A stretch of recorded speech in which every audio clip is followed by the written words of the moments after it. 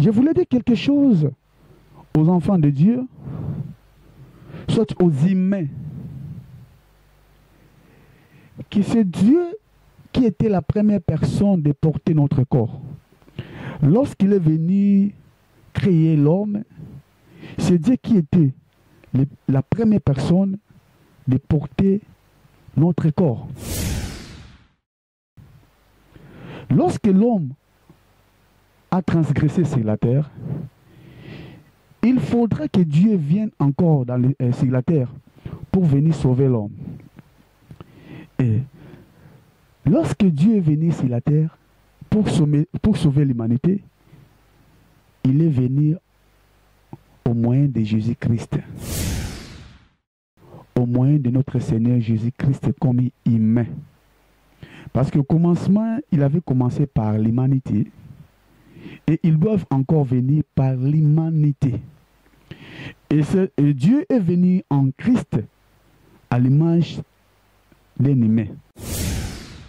Or, en réalité de Jésus-Christ, c'est Dieu lui-même en personne et en action au travers d'un corps d'humain.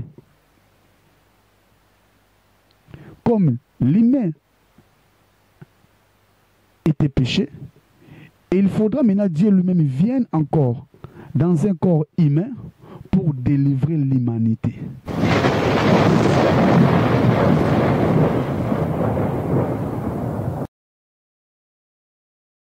Oui, bien-aimé, bonjour dans le Seigneur Jésus-Christ. Kumbonanga, apôtre Serge Ndai Wandai. Nazalimoko ya apôtre Seigneur Jésus-Christ. Pour ça, la continuité, il y a mission des apôtres. Oui, bien-aimé, chez Nabiso Kumbonango, Serge Ndai Wandai TV, ils sont sur YouTube, partout où ils ont mis ce que Koutenango. S'abonner et puis partager le lien afin que Batmosusu Baibako Koyo Kabiso à travers Yabilele. Oui, bien-aimé, nous voulons parler sur la personne de Jésus-Christ. Qui est Jésus-Christ? Et les autres disent qu'il est le Fils de Dieu, c'est oui. Et d'autres encore, il y en a d'autres encore, disent qu'il est Dieu, oui encore. Alors, nous voulons un peu parler de la personne de Jésus-Christ à sa personne. Parce que, et le nom de Jésus-Christ, Jésus-Christ nous a dit que son nom qui délivre, son nom qui guérisse toutes les maladies. Oyo, Mutozominango. Mais sur la terre, il y avait encore d'autres prophètes, d'autres hommes de Dieu qui est passé avant Jésus-Christ et après Jésus-Christ. Mais leur nom ne guérissent pas. Et leur nom ne délivre pas. Nous voulons dire aussi que Jésus-Christ avait aussi la famille.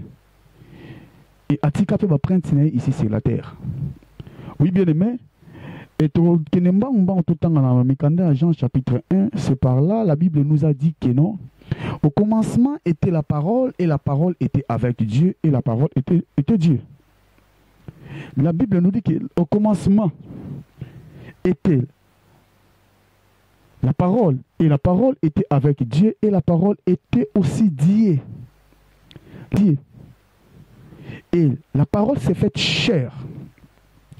Je voulais dire quelque chose aux enfants de Dieu, soit aux humains,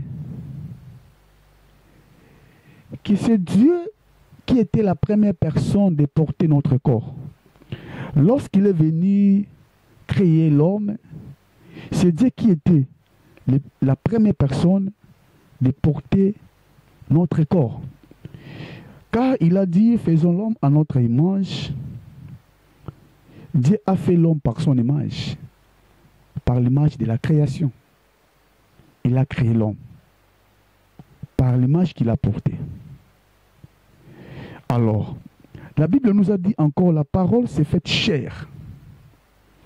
Lorsque l'homme a transgressé sur la terre, il faudra que Dieu vienne encore sur la terre pour venir sauver l'homme.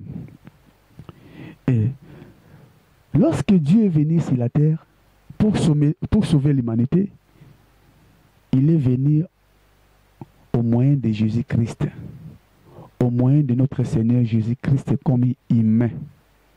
Parce qu'au commencement, il avait commencé par l'humanité et ils doivent encore venir par l'humanité. Et Dieu est venu en Christ à l'image d'un humain. Parce que par là, la Bible nous a dit que non, la parole s'est faite chair habitant en lui, habitant parmi nous.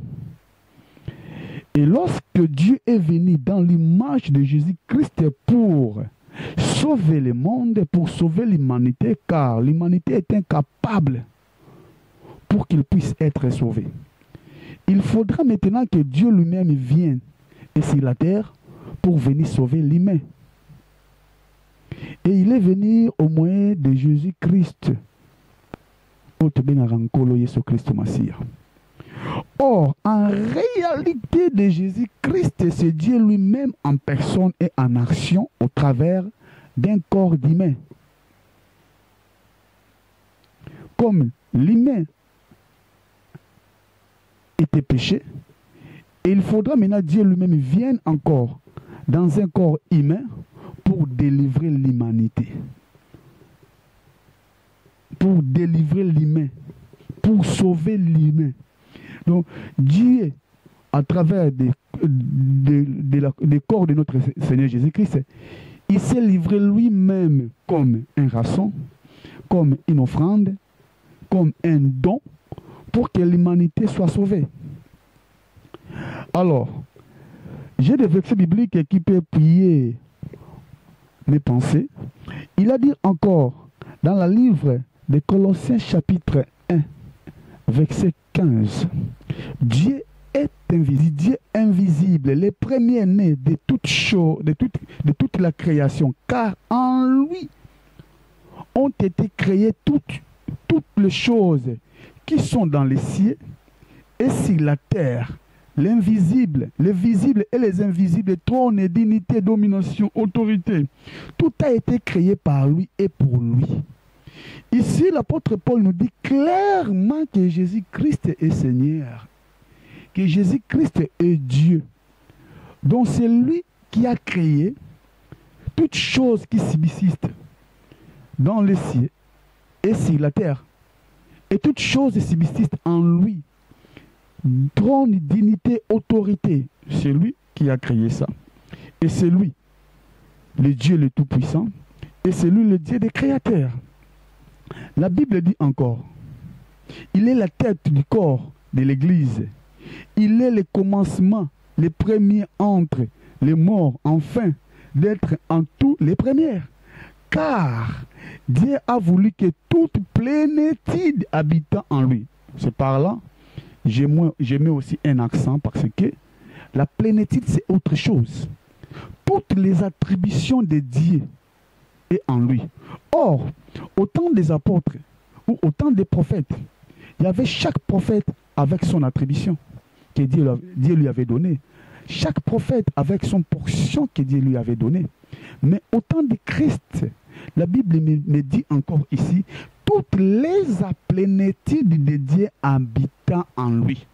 Lorsque une personne, toutes les qualités de Dieu, toutes les portions de Dieu, toute la plénitude de Dieu est en lui, il est devenu alors qui? Il est devenu Dieu. Il est vraiment Dieu. Car dans le livre de Hébreux chapitre 1, on nous a dit encore, Dieu lui a appelé, oh Dieu, ton Dieu. Donc Dieu est en train de connaître que Jésus-Christ est Dieu. Et c'est lui le créateur. Oh, et ça l'Arabie se passe. Comme ça la différence, voilà. Dieu n'est pas comme humain. Il n'est pas comme nous. Dieu, il est Dieu. Il est différent par rapport à nous. Et ce qui Dieu est ici sur la terre, dans le ciel, il est là. Il est Dieu. Il est partout. Il est partout, il peut être. Partout. Car il est Dieu, il est différent. Il est phénomène. Il est le grand mystérieux, c'est lui le Dieu, c'est lui l'éternité, c'est lui l'éternel, c'est lui tout que nous pouvons dire. C'est lui, tous les mots, c'est lui. C'est Dieu. Il est différent. Alors, lorsque Jésus-Christ nous a dit, il a dit aux apôtres que non, mon Père est dans les cieux, mon Père est dans les cieux, parce que les apôtres connaissaient aussi son Père était Joseph et sa mère était aussi Marie. Il avait aussi ses frères et ses sœurs. Mais Jésus présentait toujours son Père dans le ciel. Et il y avait un jour qu'un apôtre lui avait dit que non, maître, montre-nous le Père et cela nous suffit. Et Jésus-Christ avait dit que non, depuis longtemps que j'étais avec vous, vous ne connaissez pas le Père. Et c'est lui qui m'a vu a vu aussi le Père. Et c'est par là Jésus-Christ disait encore qu'il est Dieu. Il est Dieu. Bon, lorsque vous disiez que Jésus-Christ est le Fils de Dieu, oui, je l'accepte, il est le Fils de Dieu. Parce que sa mission était de venir sur la terre, d'introduire les fils sur la terre. C'est lui qui nous a montré, et c'est lui qui nous a connectés, et c'est lui qui nous a bien défini que Dieu est aussi notre Père. Parce que cette attribution-là a été réservée n'est que pour lui. Parce que Dieu n'avait pas de fils. Il n'avait qu'un seul fils qu'il a présenté sur la terre. C'est Jésus-Christ. Afin que Christ puisse introduire aussi le fils sur la terre. Alors cette attribution-là a été réservée que pour Jésus-Christ. Et lorsque Jésus-Christ nous a présenté Dieu étant que notre Père, et c'est une connexion familiale liée seulement à ces personnes qui est aux lignées de Christ. Voilà maintenant l'impact d'être avec Jésus-Christ, l'influence de Jésus-Christ dans nos vies. Car en Christ, c'est là qui a tout réservé, toutes les promesses et toute la vie. Dans le livre de Colossiens chapitre 2, nous a dit encore, le mystère de Dieu, savoir Christ. C'est un mystère qui est caché tous les trésors de la sagesse, de l'intelligence, de la connaissance et de la science. Donc, c'est Jésus-Christ qui a globalisé toutes ces choses que nous avons besoin. Toutes les choses que nous avons besoin est dans lui. Car il a dit que je suis le chemin. Et c'est lui le chemin qui nous peut amener dans le Père. Et je suis aussi la vie. La vie, c'est lui. C'est lui qui donne la vie. Et c'est lui aussi qui a la capacité de ôter la vie. Et raison pour laquelle il s'est présenté aussi la vie. Et l'éternité est en lui. Il a encore dit que je suis la vérité. Or, aucune personne sur la terre n'a jamais dit la vérité comme Jésus-Christ. Car il a tout dit, noir sur blanc.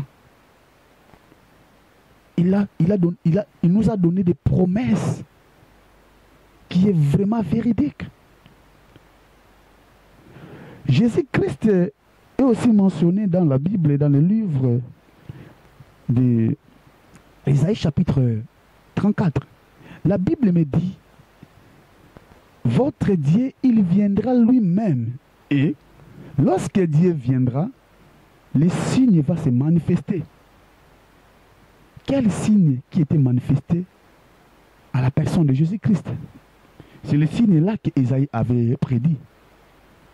Lorsque Ésaïe prédit toutes ces choses, et toutes ces choses ont été manifestées en lui, car la Bible m'a dit qu'il viendra lui-même votre Dieu. Et Ésaïe encore m'a dit, on l'appellera admirable, conseiller, Dieu puissant, Père éternel. Bon, je vais rester là. Au Père éternel. Comment Père éternel? La Bible me dit dans le livre de Jean chapitre 8, Là, vous trouverez, il y a une conversation entre les pharisiens et Jésus-Christ. Les pharisiens, Jésus-Christ disait que avant que votre père Abraham fît, moi je suis. Les pharisiens disaient encore que non, tu n'as même pas 50 ans, comment tu connaissais notre père Abraham? Pour les pharisiens, c'était une folie de grandeur, mais pour Jésus-Christ, c'était une vérité où les pharisiens doivent comprendre, doivent connaître qui il est en réalité, parce qu'ils connaissaient que Jésus-Christ est le fils de Marie. Mais Jésus-Christ, en réalité, il était Dieu qui vivait déjà depuis longtemps et qui s'est prononcé toujours dans le verbe être au temps présent à la première personne du singulier, dans l'indicatif présent. Je suis. Qu'est-ce que signifie je suis? Je suis, c'est-à-dire celui qui vit à éternité. Celui qui est éternel. Celui qui ne dépend pas du temps. Parce que tout le monde peut passer, lui, il est toujours. Lorsque l'Éternel Dieu s'est raconté avec Moïse, lorsqu'il s'est présenté à Moïse, il a dit que non. Moïse a posé des questions. Si le peuple d'Israël me demande quel Dieu, il a dit que non. Dites-le que je suis m'a envoyé. Et c'est ça aussi Jésus-Christ l'a présenté aux pharisiens. Je suis. Je suis. Alors, Jésus-Christ, il est différent par rapport aux hommes. Comment différent par rapport aux hommes? J'espère que cette prédication va vous édifier, va enlever l'ignorance qui est en vous. Et Jésus-Christ, quand vous parlez qu'il est le Fils de Dieu, oui, je l'accepte, il est aussi le Fils de Dieu. J'accepte. Il est aussi le Fils de Dieu. Mais chaque espèce engendre par sa propre espèce. Lorsqu'un homme veut engendrer, il va engendrer selon sa nature. Lorsqu'aussi un crocodile, il va engendrer aussi selon sa nature de crocodile. Lorsqu'un lion veut engendrer, il veut engendrer aussi selon sa nature propre. Et lorsque Dieu veut engendrer un fils, il veut engendrer qui? Dieu ou une personne? Voilà la raison pour laquelle Jésus-Christ est Dieu, par la nature de Dieu. Il n'est pas inhumain. Il n'est pas inhumain comme nous. Il est Dieu par la nature de Dieu, parce que c'est Dieu qui lui a engendré. Oui, bien-aimé, cette prédication va nous prendre beaucoup de temps pour parler Jésus-Christ. Beaucoup de temps. Mais ce que je vais te dire, viens chez Jésus-Christ. Il est là pour toi. Il est là pour toi, mon frère et ma sœur. Viens. Il nous a promis des choses. Il y a déjà des choses qui s'est réalisées déjà. Il y en a encore d'autres qui vont se réaliser. Il y a encore des promesses qu'il nous a promis va s'accomplir bientôt. Parce que bientôt il y aura l'enlèvement. Et le monde, ils ont des à quitté. Donc les a des à quitté. Et comme il y a déjà. Et comme on a limite dans la souka, parce que abomination est comme ma casse dans le monde.